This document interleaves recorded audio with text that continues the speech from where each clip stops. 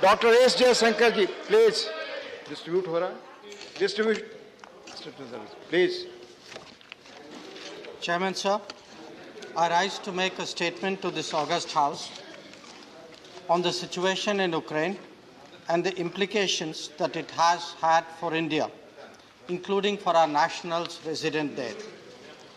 Despite the challenges posed by the serious ongoing conflict, we have ensured that about 22,500 citizens have returned home safely. The House would recognize the complexity of the various endeavors that have made it possible. Allow me to share them in some detail. As honorable members would be aware, a tense situation between Russia and Ukraine erupted into conflict on 24 February 2022. The root causes for this are complex, going back to a range of issues including the security architecture, political governance, and interstate politics. To that was added the challenges of implementing understandings reached earlier. What is pertinent to note is that the hostilities placed the Indian community of 20,000 plus in direct danger. Even while we were participating in the global deliberations of this evolving situation in the UN Security Council, the pressing challenge was to safeguard our citizens and ensure that they were not in harm's way. At the direction of the Prime Minister, we launched Operation Ganga, thereby undertaking one of the most challenging evacuation exercises during an ongoing conflict situation. Honorable members should know that our community was dispersed across Ukraine, posing its own logistical challenges. The exercise was undertaken at a time when military actions, including airstrikes and shelling, were underway.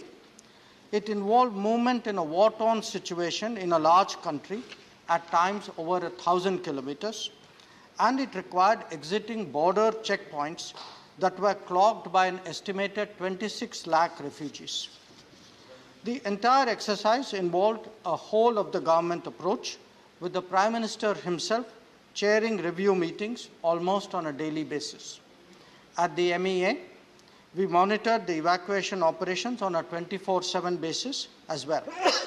We got excellent support from all concerned ministries and organizations, including the Ministry of Civil Aviation, Ministry of Defense, the National Disaster Response Force, Indian Air Force, and private airlines. There was an effective coordination with state governments in ensuring that arrangements made by them for return of Indian students to their respective states once they landed in Delhi or Mumbai. Mr. Chairman, let me apprise members of the steps taken in advance of the actual conflict situation. As tensions increased, the Embassy of India in Ukraine had started a registration drive for Indian nationals in January 2022. As a result, around 20,000 Indian nationals registered with our embassy in Kiev. Most of the Indian nationals were students who were pursuing medical studies in Ukrainian universities that were dispersed throughout the country. More than half the students were in universities in eastern Ukraine that borders Russia and has been the epicenter of conflict so far. Students hail from 35 states and UTs of India, with more than 1,000 students each from the states of Kerala, UP, Haryana, Tamil Nadu, Gujarat, Maharashtra, Bihar, and Rajasthan. In view of the continued buildup of tensions in February, the embassy issued an advisory on 15 February 2022 advising Indian nationals in Ukraine whose stay is not essential to leave the country temporarily. It also advised Indian nationals not to travel to Ukraine or to undertake non-essential movements within Ukraine. Members will appreciate that such advisories are extremely unusual and that very issue is itself a serious caution. Further advisories were also given on 20 February and 22 February, pressing students to leave Ukraine. Air bubble restrictions then in force were immediately lifted in consultation with the Ukrainian side to increase the number of direct flights. As a result, around 4,000 Indian nationals departed from Ukraine by direct and indirect flights till 23 February 2022. Despite our efforts, however, a large majority of students elected to continue staying in Ukraine. We must understand their predicament in this regard. There was a natural reluctance to leave educational institutions and affect their studies. Some universities actively discouraged it and showed reluctance to offer online courses. Many of them received conflicting advice regarding safety. The challenges of travel back may have also been a factor. In the period leading to 24 February, the political signals were confusing as well. Public urgings not to be taken in by alarmism and reports of forced withdrawals created a confusing picture. The net result was that about 18,000 Indian citizens were caught in the midst of conflict when it began. The ministry started reinforcing the strength of our mission in Ukraine in anticipation of a difficult situation. Additional Russian-speaking officers were deputed to Kiev on 22 February to our embassy to keep in constant touch with distressed Indian nationals in Ukraine and their families in India.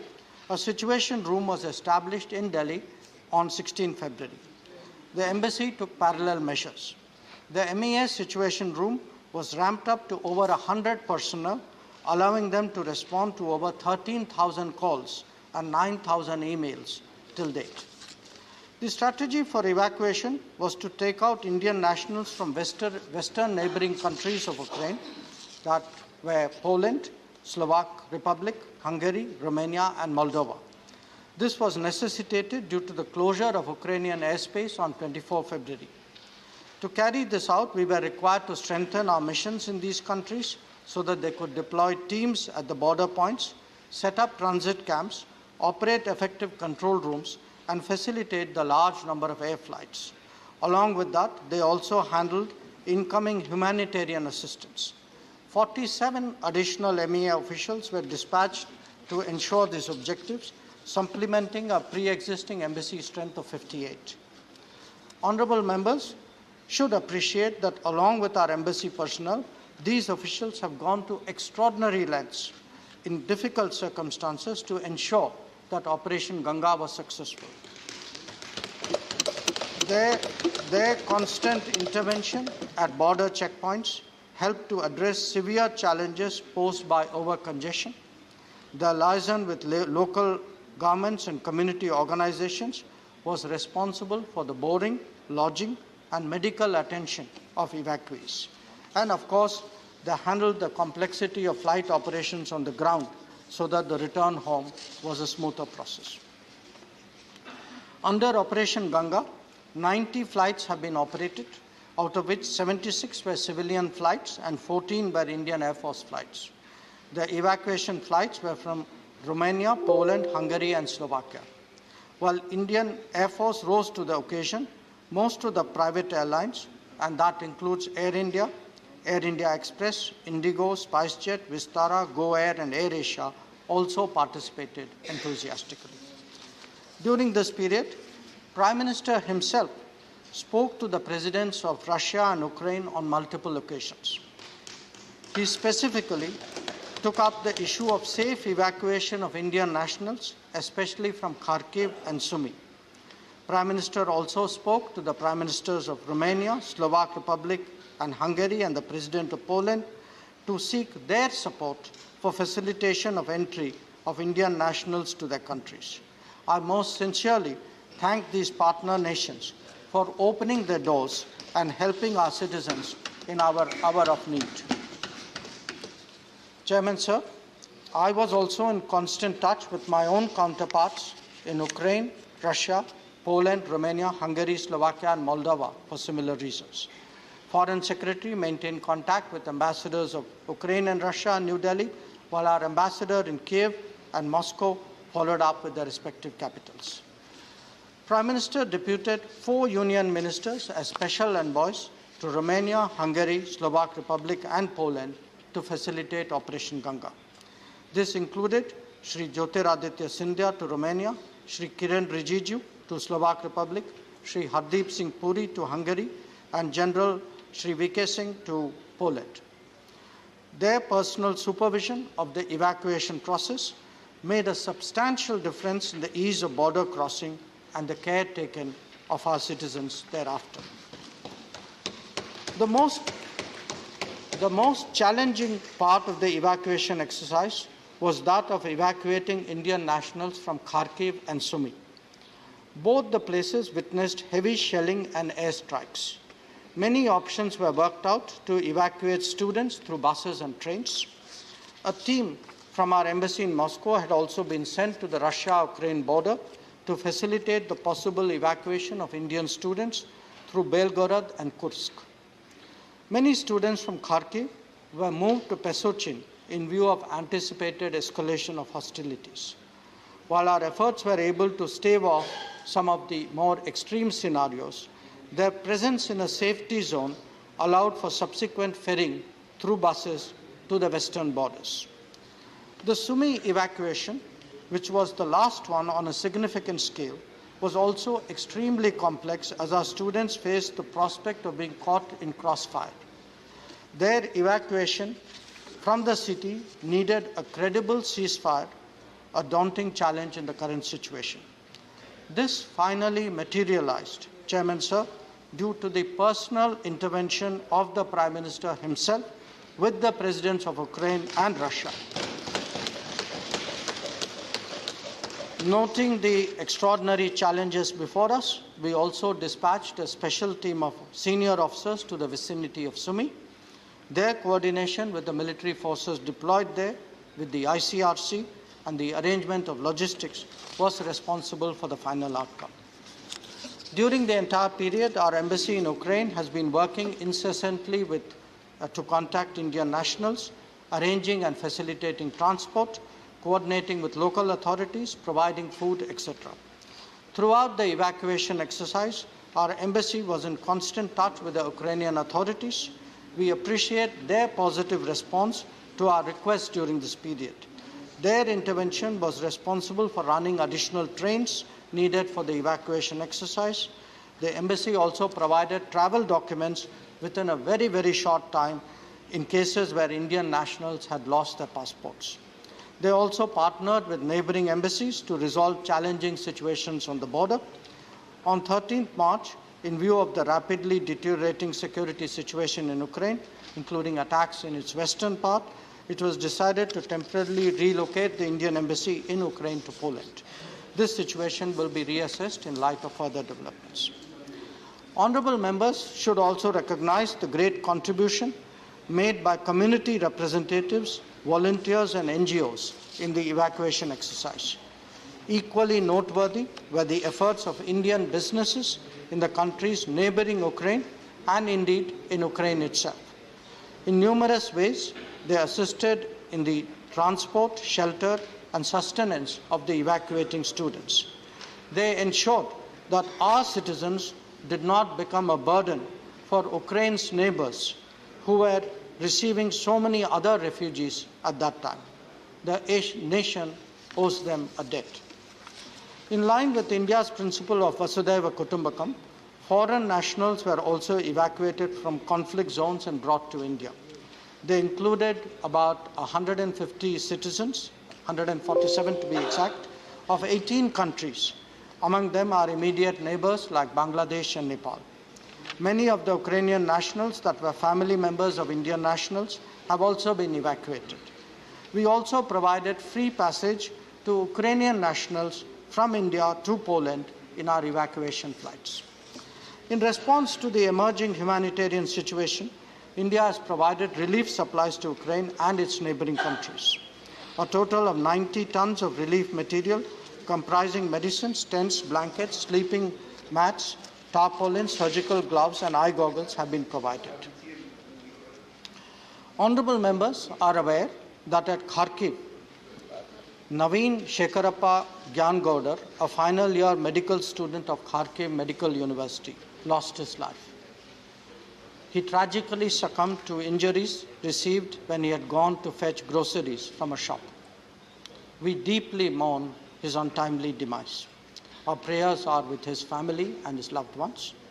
Our embassy in Ukraine is diligently pursuing the repatriation of his mortal remains to India. I would also like to mention the assistance provided to another Indian national Harjot Singh, who suffered bullet injuries on his way out from Kiev. His medical expenses were taken care of and arrangements made for his movement from Kiev to the Polish border. He was brought back in an IAF flight to India, accompanied by a doctor arranged by our mission in Poland. Chairman, sir, the unfolding developments in Ukraine have simultaneously played out in the United Nations, in particular the Security Council, where India is serving as a non-permanent member. India's position on the Ukraine conflict has been steadfast and consistent. We have expressed deep concern at the worsening situation and called for immediate cessation of violence and end to all hostilities. Our statements at the Security Council and the General Assembly have urged an urgent ceasefire and ensuring safe passage for stranded civilians. We have also highlighted the humanitarian assistance extended by India to Ukraine and its neighbors at this hour of crisis. We have reiterated at the highest levels of our leadership to all parties concerned that there is no other choice but the path of diplomacy and dialogue. We have emphasized to all member states of the UN that the global order is anchored on international law, UN Charter, and respect for territorial integrity and sovereignty of states.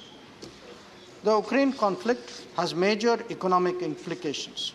Its impact on energy and commodity prices is already visible. The disruption of global supply chain is expected to be significant. India has substantial dealings with both Russia and Ukraine. An assessment in this regard by the government is underway. However, the House will appreciate that there is all the more need for an Atmanirbhar Bharat. Operation Ganga is a testimony of our commitment to ensure that Indians in distress situations abroad can count on their government. We have shown this on numerous occasions before, but rarely in one as challenging as the ongoing conflict in Ukraine. I am confident that the honourable members of the House would join me in commending the efforts of the Government of India, the officials of the Ministry of External Affairs, particularly the concerned embassies, the Ministry of Civil Aviation, the Ministry of Defence, NDRF, the Indian Air Force, private airlines, and all those who work tirelessly and selflessly for the safe return of our nationals from Ukraine. I would also like to convey our sincerest appreciation and gratitude to the local Indian communities in these countries, to civil society, to volunteer organizations. However, what is most noteworthy is the courage and determination of our young students in Ukraine, some of whom had to face very difficult, even traumatic situations in active conflict zones. Honourable members, these are undeniably challenging times, but the House may rest assured that whether it is our approach to the political situation, the implications for the economy, or the welfare of Indians abroad, our government will respond with the confidence, diligence, and responsibility that has been our hallmark. Thank you. Now, clarifications on the statement.